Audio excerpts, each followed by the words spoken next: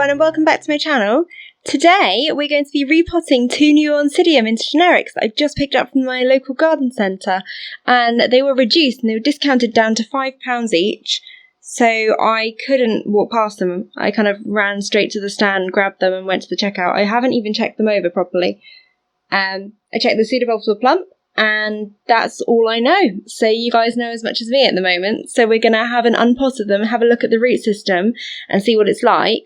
I suspect for one of them it might not be great, which is this purple one here, which I think is the Aliciara Renaissance Coral, because I was actually looking at this hybrid on Orchids Deluxe a couple of days ago, and I wanted to purchase it, but I couldn't find enough other things that I needed or wanted to justify making an order with them, so I left it. And then obviously I found this in my local garden centre, so that's great. And the yellow one, I haven't looked into this. It might be the Geyser Gold hybrid. These are both from Inca Orchids, but I'm not entirely sure. Gonna have to look into it more, and I will pop that up on screen.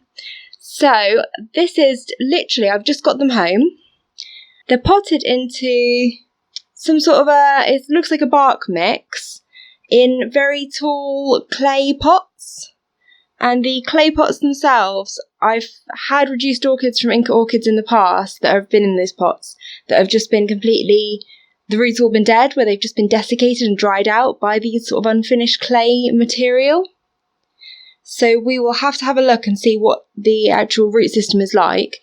This one, the bulbs do look a bit shriveled. I haven't soaked these yet, so I thought I'd show you these just as I got them home, and then I'll talk you through my procedure for new Oncidium types, which basically just involves soaking them for a couple of hours in nutrient solution, and then taking a look at the root system, spraying down with hydrogen peroxide 3% to get rid of any snails, cleaning out the root system and repotting. It's kind of a fairly standard, maybe a little bit boring thing, but I thought it would be quite interesting to go through that whole thing for Oncidiums together, because I haven't done an Oncidium repot yet for you guys. So yeah, and then maybe we can also talk about what I do to encourage new growth, new root growth. But obviously these are in flower at the moment, so we'll have to take a look at what the roots are like as to whether we're going to leave the flowers on, which I hope we can, because they are amazing. I'll just zoom you in on this one. So beautiful. The background's kind of yellow. It doesn't pick up very well on camera. I'm just going to try adjusting my camera settings to see if I can kind of just try changing the camera settings to see if I can get you a better representation. But it's just such a beautiful colour. It's so difficult for it to pick out on camera. So yeah, I'm going to go and soak these, and then we will be back to try and unpot them. Okay guys, so these have been soaking for a few hours and I am back. However, I stupidly realised that these pots don't actually have any drainage holes, so I just went to tip out the water from them, and they're full of centipedes apparently. So, yeah. I'm going to go and deal with my little centipede invasion, and when I come back, they might already be unpotted, because I can't deal with centipedes everywhere. Okay, I'm gonna get rid of him before he escapes. Be right back. Okay guys, so I'm back, and I've just tipped the bark out of the pots in the bucket that I was soaking them in, because the bark was full of centipedes. And if you can see, they're not actually in bark. The bark was just a filling around the cocoa peat husk, and you'll often find this. And I've just found a good example of why you should always repot Oncidiums as soon as you get them. You see him? I will put a little ring around him. But that is one of the little snails that just seem to infest all of the Oncidium pots of any new Oncidiums or Miltoniopsis that I buy. And left unchecked, they will just eat all of those beautiful new root tips coming out, because they're the most tender parts of the roots apparently. So as you can see, we've actually got some roots, and we seem to have some good roots. I'm going to get all the cocoa peat out and then disinfect them. Okay, so hopefully you can see that okay. This is the tag that was in the pot of the yellow Oncidium Intergeneric. So it's saying it's an Odontoglossum type, which you can kind of guess from the flowers anyway, but I guess we have confirmation. I can't find this on their website though, so I don't know what specific Odontoglossum type. I've tried having a little look quickly, and I can't find any that exactly match the flowers, so at the moment I'm not sure what the yellow one ID is, but as I've said before, I believe the purple and yellow is the Aliciara Renaissance Coral, which you can actually find on Orchid Deluxe at the moment for about €15. So if you do like it, then it's available there. And I can tell you now it's fragrant. So let's get repotting. So you should always try and take off as many of these old sheaths as possible because snails love to hide in them. So often snail damage looks like that, where you can see the roots have been growing and then suddenly they've all just stopped, and it's where the root tips have been munched off. Luckily, this one still has some growing root tips that the snails have not got to yet. So the snails are going to be dealt with. We know how we're going to deal with them. And I think this orchid stands a good chance. So really you just need to tease out all of this cocoa peat stuff. I do prefer taking cocoa peat out when it's dry because you can kind of just shake it out. When it's wet, it tends to form these clumps. But I thought that the orchid was in bark, so I just thought soaking would be the best option because with bark, if you soak, you can remove it from the roots easier. And also, it was in a clay pot, so it's always easier to remove from clay when the roots have been soaked a bit, because that's always a bit of a job. Okay, so we've got like the cocoa peat plug in the centre here. And a nice growing root there that I will try not to hurt. I always repot orchids straight away when I get them for these reasons, whether they're in flower or not. To be honest, if the medium stays very similar, so for example I change from this cocoa peat, can you see how much it clumps? So change from this cocoa peat, you see how wet that is, to sphagnum moss. It's going to actually be preferable for the orchid. It's used to cocoa peat, it's used to this clumpy, wet, soggy material. I don't know why orchids seem to like it, but they come out of nurseries in it looking quite good, so yeah, I'm not sure how. I feel like if I tried to grow an orchid in cocoa peat, it would probably hate me. But yeah, see, you've got some nice roots here. So we do have some good roots. This is okay. So what I did before this was I soaked it for a few hours in a nutrient solution, which I use the Rain Mix, which is based on the MSU formula. So that's got good amounts of calcium and magnesium in. The calcium is slightly in excess of the nitrogen, which is what you want. You want the calcium to be slightly in excess because orchids do like a lot of calcium. Soaked it in filtered water, and I included in that some Seaweed Fertilizer, which I know some people are a bit sceptical of, but I really like using. For most of my orchids during the growing season, I use it in very low amounts in every feed, pretty much. When I'm starting a new orchid off, I use a slightly higher amount, just to kickstart the growth of the orchid. So they've got growth hormones in, auxins and cytokinins, I believe.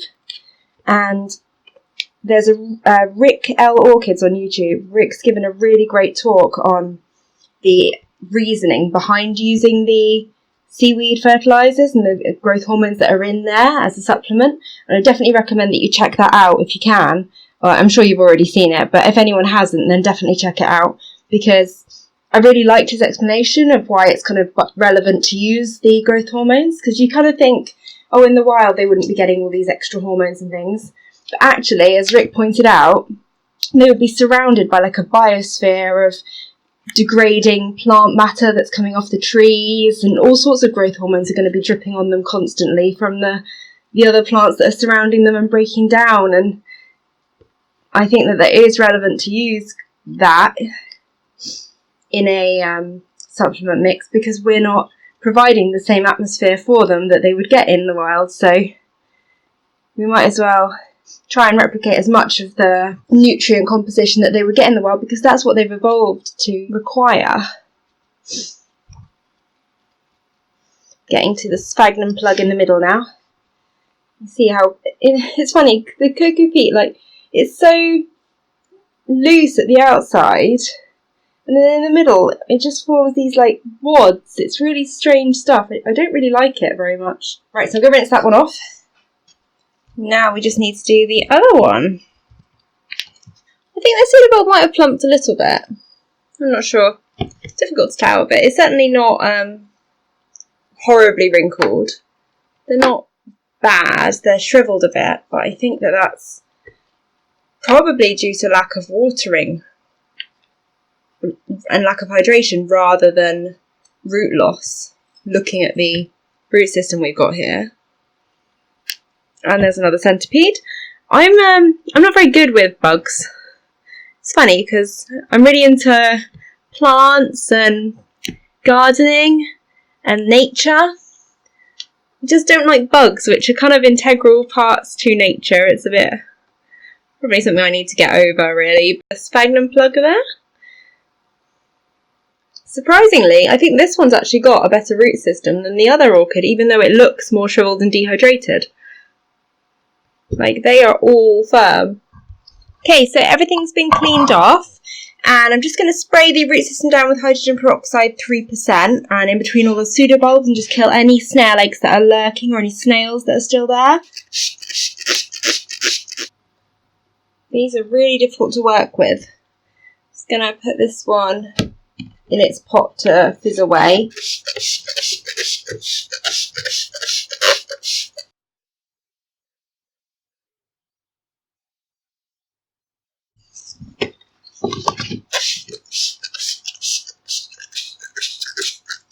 Now I'm going to spray the leaves down with a solution that will kill any insects, which is a mixture of soap and rubbing alcohol. I want to get all the undersides of the leaves. It's going to wait 15 minutes. While I wait, I'm going to prepare the potting mix. So I'm going to put these into self-watering pots with my usual wick system. And I prepared my media, which I'm using a mixture of sphagnum moss, leca, bark, and I'm just going to add some perlite in there as well. That's all mixed up.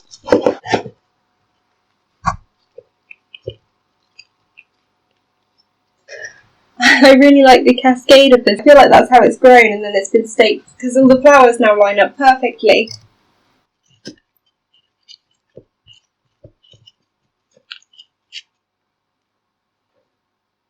So that's both sets of orchids repotted and looking good. The root systems were really good on these orchids, so I'm quite happy with that.